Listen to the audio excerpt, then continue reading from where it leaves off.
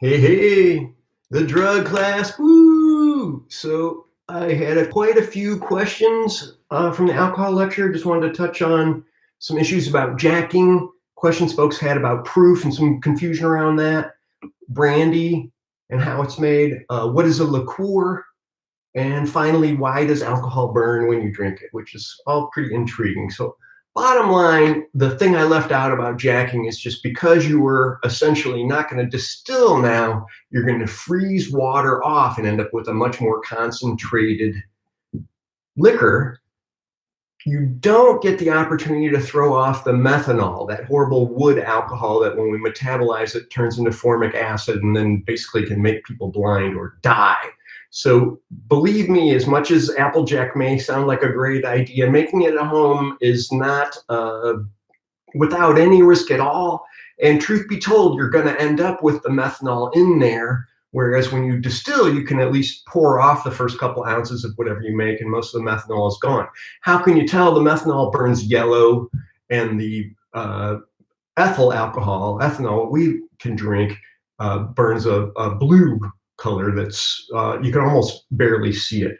It does bring up the same notion with proof, where the story behind proof was literally, look, this was a way to decide what alcoholic beverages were going to be taxed higher.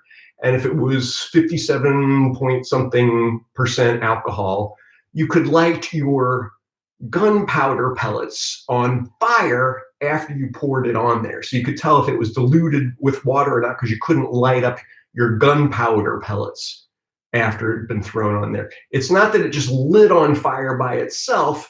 I know there are plenty of Hollywood movies that make it sound like that's the case. I did want to do a little demo, and that's why I'm in the tub.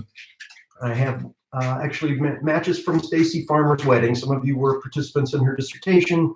I know she taught stats to some of you, so congratulations to Stacy. I've got a little 120 proof alcohol here.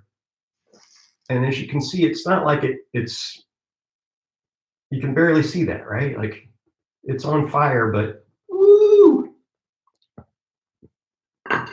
It's just gonna burn off kind of blue. It's not gonna get all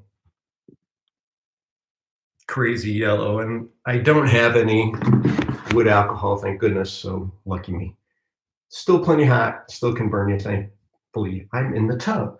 Now, the issue with brandy, so folks were emphasizing, hey, brandy isn't always just distilled wine. Of course not. If you just go ahead and ferment some fruit, and any kind of fruit you've got, cherries, apples, whatever, you are essentially making brandy. It's a distilled fruit-based liquor that started with fruit in the first place. Obviously, grapes don't count because they're not distilled later, but anything else, if you're going to distill it after it eats fruit, that counts as brandy.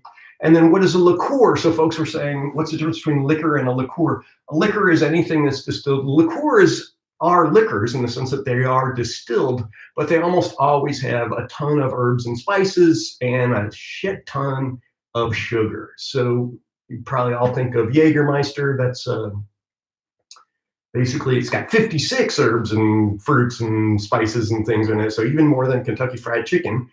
It's a liquor that has been supplemented with a whole bunch of spices and sugar. The one I often think of is Bikrovka, the one from the Czech Republic. Actually, we had it at my wedding because my brother had lived in Prague, and my wedding was, of course, a rocker.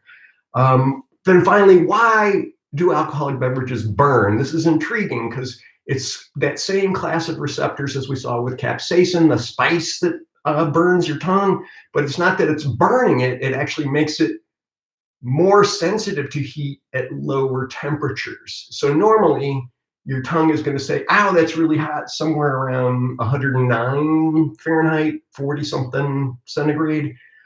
Truth be told, what alcohol does is just lower the threshold for those to fire. And so those receptors are going to hit around 92, 98, depending on the person. But basically, it's like as if your tongue is too hot, and that's why it's feeling like it's hot. So yeah, when alcohol burns, it's basically the receptors are getting hit to lower their sensitivity to heat, not to actually just fire from the alcohol. Hope all this made some sense. Stay strong. I'll have the alcoholism lecture up in a couple of days.